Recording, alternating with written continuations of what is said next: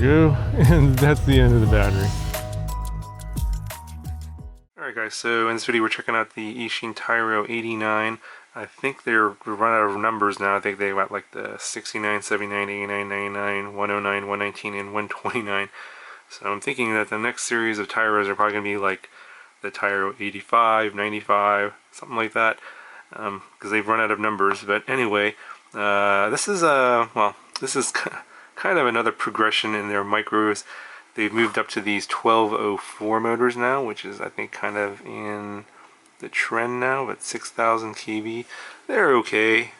I don't know, they've gone to this like plug system now and these ESCs. Now, this whole build is just like bizarre. For whatever reason, they're using 20 by 20 components for the 4-in-1 ESC with these plugs in the corners.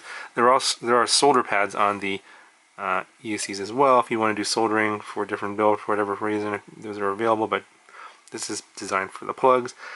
And on the frame, it's got your standard 20 by 20 holes there, not a whoop style. And the flight controller is attached to the canopy on the underside of the canopy, not to the ESC. If you attach the flight controller to the ESC on this stack here, like you would normally do, that's what most people would probably do. It's a mistake, because if you look at the flight controller itself, and I'll put some photos of the actual build and the components. If you look at the flight controller and the way the gyro is installed on the flight controller, it's at a 45-degree angle, and the arrow is pointing at one of the corners. I thought that was bizarre. I was like, that's pretty weird. So when I plugged in the flight controller into Betaflight, I realized, oh yeah, it's at a 45-degree orientation. And I was like, well, how is this going to get installed on top of the ESC? Because I had already installed the ESC onto the frame, and I realized, oh, it goes into the canopy. When we're looking at the canopy, there's 3 holes there. You screw the flight controller into the underside of the canopy. So it's kind of a, I mean, if you don't know that, because it doesn't come with any instructions, it does make it kind of confusing. But you know, I'd caught the fact that the gyro was not at a normal installation. So obviously someone with experience would catch those kind of things and know that, but someone that's a beginner wouldn't know that and make that mistake. Anyway, the build is relatively easy. Obviously everything's all plugs. There's all plugs on the flight controller.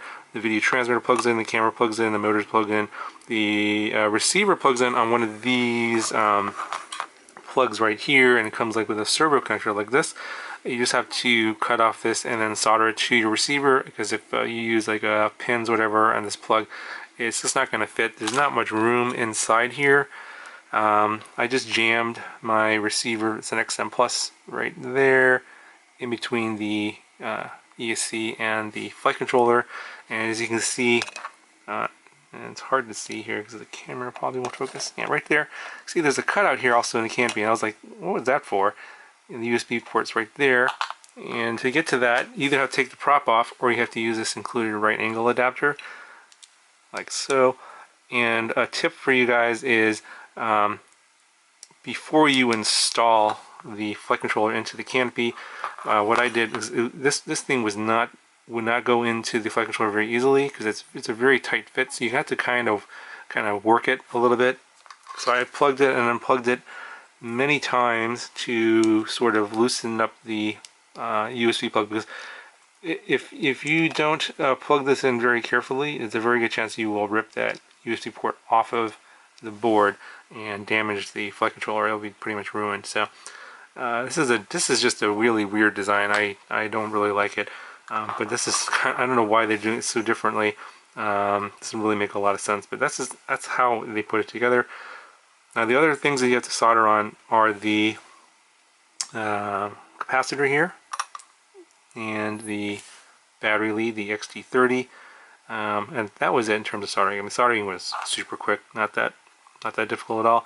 When you put the 4-in-1 ESC in here, you have to put the plugs underneath, and then I used the standoffs there that were included. You see there's a little bit of space there. You could probably build this a little bit differently. I think if I were to rebuild this, which I won't because it flies fine, I would use a smaller spacer there so that these plugs can sit flush onto the carbon plate here, because there's no vibration dampening needed. and then that will give me a little bit more space so that the receiver isn't, basically the receiver is touching the flight controller and the ESC there.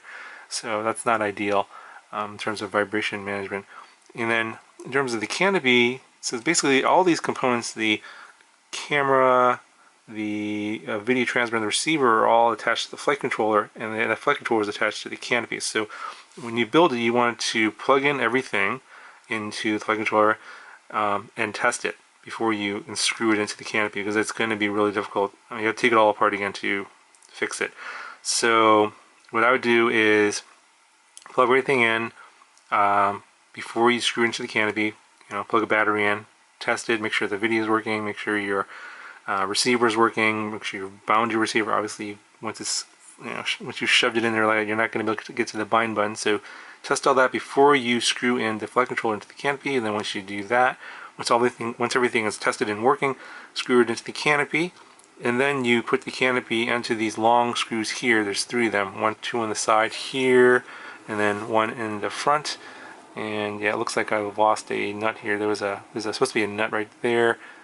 That's supposed to be there. I think that flew off somewhere. That holds the canopy on, and then there's these rubber spacers here that go between the canopy and the frame. That's how the top part with the flight controller is attached to the frame through those 3 screws. And this is injected molded plastic. It's a pretty nice canopy. It'll probably hold up to most decent crashes. And then I use the screw hole in the front here to get more angle on the camera. You could probably, if you want more camera protection, use the screw hole in the back, and then you'll reduce your angle a little bit. Because if you go all the way up, then the top lip of this canopy is going to show up in your video. The video transmitter is just zip tied here on these holes. There's a hole in the canopy right there. I just zip tied that. And then, because if you don't secure your antenna here with the other zip tie, so I'm going to put another zip tie here and some heat shrink here. That secures the antenna so it doesn't get, otherwise it'll be flopping down and it's going to get into the prop and it will get chopped off. So you want to make sure you do that. And then I just routed my receiver antennas through here, through some, and put some zip ties on the front arms like that, and some heat shrink, and that will secure the the receiver antenna. So I think that's pretty much it in terms of covering the build. I didn't touch any of the settings. It comes with Betaflight 355. It did come with a PID tune, a custom PID tune, and so obviously someone built this and flew it and put those numbers in there because it's not defaults. And it flew fine on. I just left it everything. I didn't touch anything. Just flew exactly the way it is. I expected it kind of have some issues with filtering because of the fact that the receiver is touching the flight controller, but apparently they've addressed that as well, because it has some filtering. So that seems, I didn't get any weird oscillations or anything like that. You'll see that these props aren't the greatest. These are like clones of the Gemfan 2540s. They sound strange, especially at the beginning of the battery, but these did sound a little bit better later. It's an okay. I mean, obviously it's a copy. Just get the real Gemfan, because you get 2 sets of these. Just after that, just buy some real Gemfans, and not expensive, like $3 for a set of 4, something like that. So let's see, what else is there? Oh yeah, so one more thing you have to be aware of is that you do have to do this solder pad bridging for the receiver. So there's going to be 3 little solder bridges next to the plug for the receiver. You want to bridge 2 on the left for S-Bus and 2 on the right for PPM. Also, the ones for PPM will work for other non-inverted receivers, basically. So iBus, DSMX, and Crossfire, all of those will you'll have to bridge to PPM in those cases. Basically, it's to the left is going to be for inverted receivers, and to the right is going to be for uninverted receivers. Alright, and the last thing I want to note is that I did not use the included battery strap. These are garbage. I don't know why they keep including these, obviously because of cost or cheap. So I just use a iFlight battery strap here with a little buckle. That's fine. I don't think they're that expensive. If you really want to know where to get these, obviously the iFlight site, they're like, I don't know, $2-3. And then this is the battery used in the Flight 450 Tattoo. This is when it came with the Larva X HD. And then I also added this little foam battery pad here. You can probably use a silicone battery pad or grip or whatever you want. I just used that. That was fine. If you want something sticky there for prevent battery ejections, I use that, but that's what I wanted to use. And then this weighs about 74 grams here without the battery. I think that's it. Here's a flight demo. If you guys have any questions, let me know, and I'll talk to you guys in the next one. All right.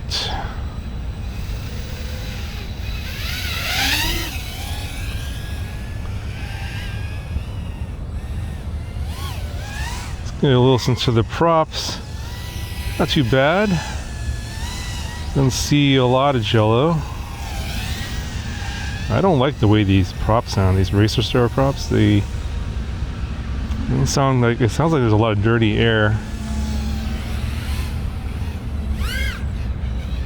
And the tune seems okay. This is an old Betaflight 355, and they did put some custom PIDs in here.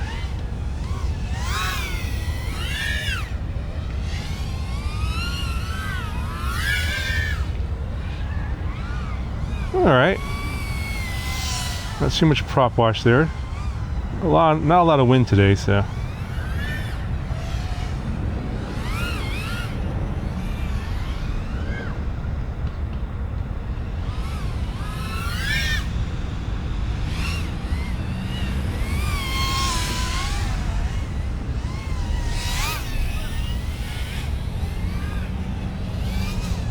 So I'm running a 3S450 Tattoo. You guys are warning the battery. I haven't done any tuning or adjustments, I literally just built it.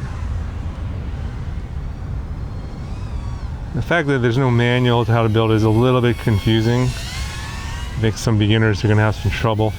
So just follow my photos and my instructions I mentioned earlier.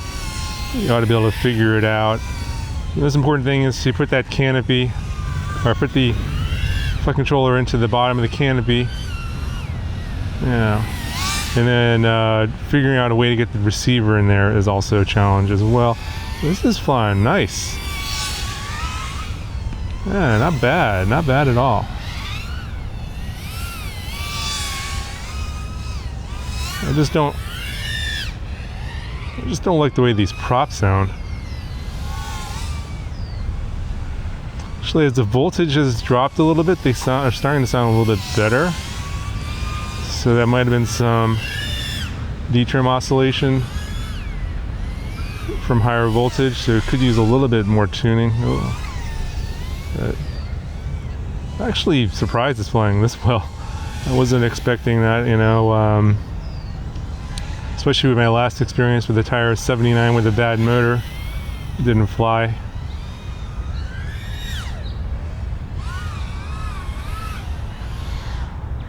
But this one's flying pretty nice.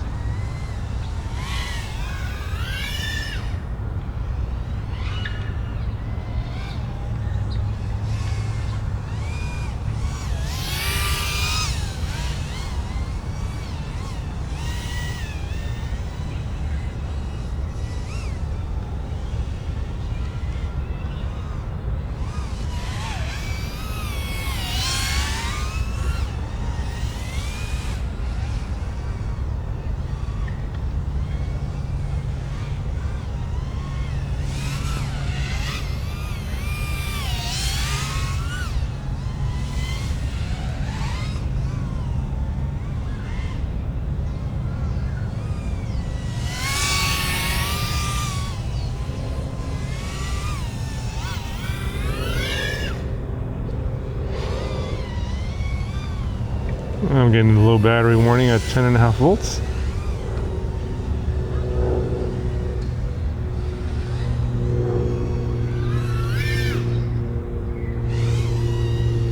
Oh, couldn't quite do the power loop. Let's try one more time.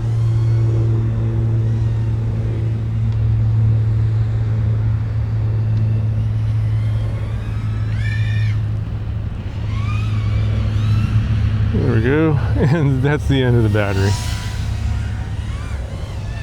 Alright, let me know what you guys think in the comments. I am actually pretty surprised.